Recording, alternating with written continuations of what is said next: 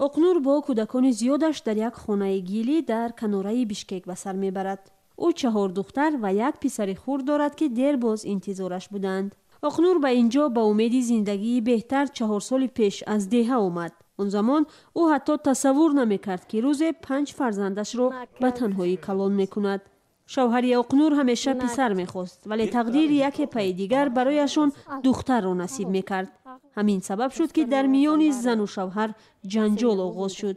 وقتی اقنور فرزند پنجمش را انتظار بود، تشخیص اولتراسادایی جنین را دختر گفت.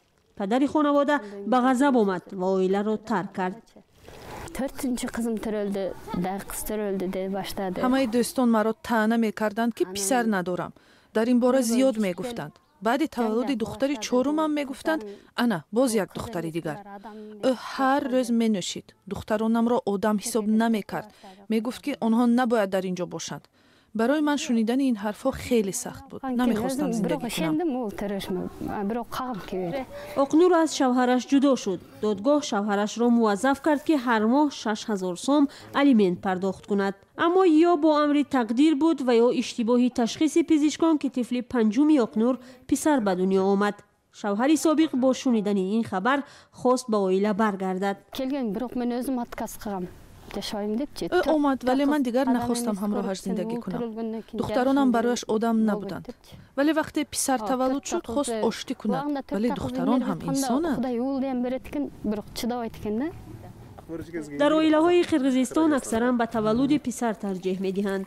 به توجهی خانواده ها به دختران در کشورهای دیگر از جمله جامعه سنتی تاجیکستان نیز مشاهده می شود. معمولا در عائله ها برای رشد دختران کوشش نمی کنند. برای پسران باشد برعکس تمام شرایط مهیا کرده می شود. شروع از بازیچه بهترین تا معلومات عالی خوب. چنین مناسبت تمغه‌گذاری را به وجود می آورد که دختران تنها رسالت خود را در عائله و خانه می بینند.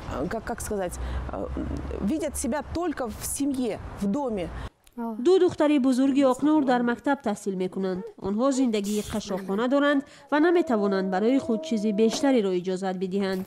اقنور جای کار نمی کند در حالی که باید مبلغ خانه را پرداخت کند.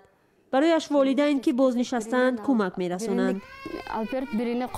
من به زور روزگارم را پیش می برم. کودکان خردی لباس های کلانی ها را می پوشند.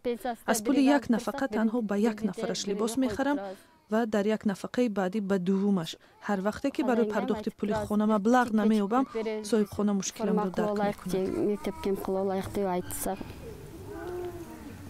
تحلیلگران میگویند مادران تنها در قرقیزستان اکثرا از نبود دستگیری اذیت میکشند. محض با همین سبب برخی از آنها مجبور میشوند از اقدامهای دیگر کار بگیرند. متاسفانه با شنیدن آنکه جنسی جنین دختر است آنها اسقاط حمل میکنند.